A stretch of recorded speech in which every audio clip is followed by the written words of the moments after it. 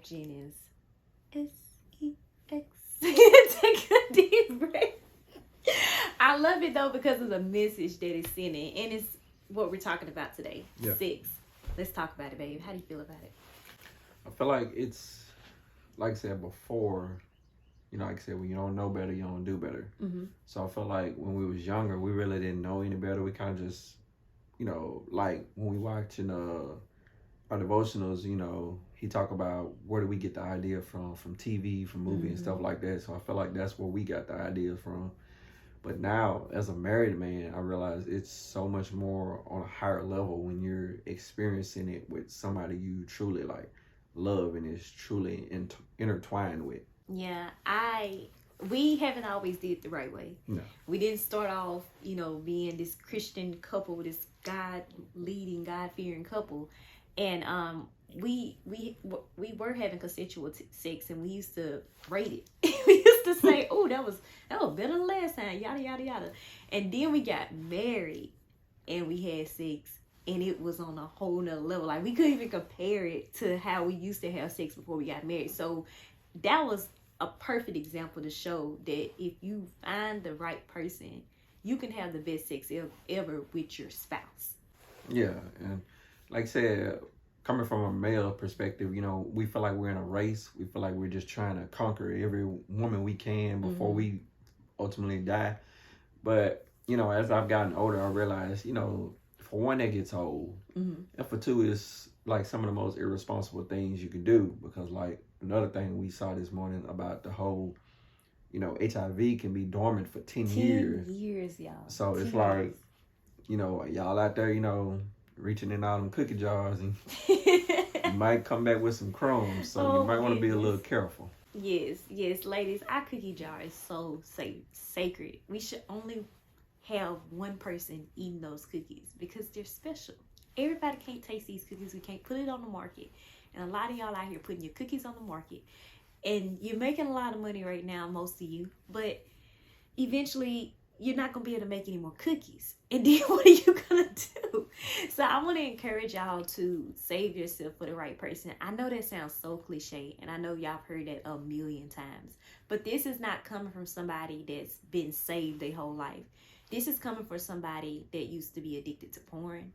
I started watching at the age of 8. My ideal of sex was just pleasure. It was just a selfish need that I started to develop. I remember telling you when we were dating a little bit over time that I wanted to lose my virginity because I had been watching porn so much that I wanted like a higher high. And that's honestly not the only reason I gave you my virginity, but that was one of the reasons, because I felt like officially having sex would give me that high that I needed. And it became an addiction. Y'all, being addicted to sex, being addicted to porn is just as bad as being addicted to drugs or anything else. It's an idol that you're serving, and you're putting it before God. And I just want to encourage y'all to not do that. Be patient. Let go of the things that are holding you back, and wait on the person that God has for you. Yeah, same way with men. It can be an addiction. You feel like you have one woman, you're like, oh, I feel like I can get her too. Yeah. And then I want her, and it's like, and it's a high. Yeah. Yeah. Then eventually you kind of just set yourself up for failure. And what you don't realize is with every partner you're with, you're giving a part of yourself away. And the higher the numbers stack up, you're ultimately going to be left with nothing. You're going to be empty in the long run. So you really have to be particular with who you have sex with. And I'm thankful and I'm blessed to say that I have a woman that I love dearly, that I'm very attracted to. Looking sexy now. You look sexy.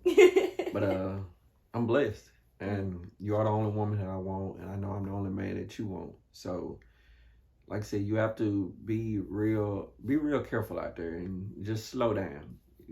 Stop the race, man. It's not a race, and you're not gonna win anyway. And for married couples, when you get married, you don't have to stop. You don't supposed to stop having sex.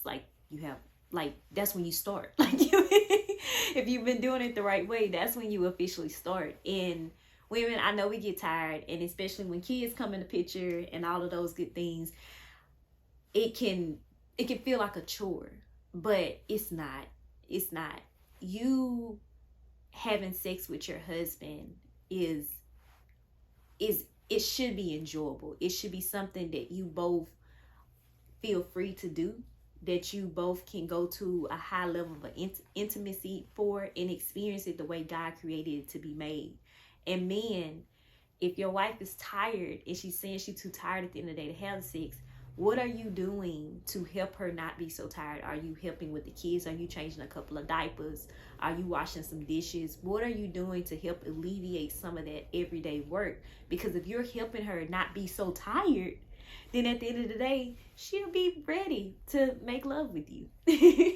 True? Am I right? I second that. Yeah. I second that. Overall, what we're saying is for one, God should be leading it, and you have to have communication with each other, and you have to understand where are you trying to go, and are y'all trying to go in the right direction? And if you're not trying to go in the right direction, then you need to split.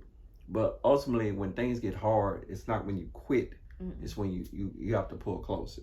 Yeah. And that's one thing we've been doing lately. We've been pulling closer together because we have every reason to not want to be intimate with each other. I mean, we have 3 kids. Yeah. You got Stori Studios. I got Infinite Hustle. You trying to do what you trying to do. I'm trying to do what I'm trying to do. We have so many reasons to be like this.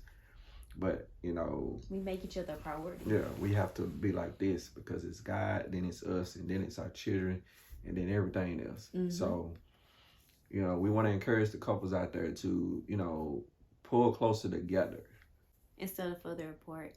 And if you haven't put God first, like my husband said, put him first. We're going to do more episodes on sex. It's just the first of many, but we hope this encouraged you. We love y'all. Talk to y'all soon.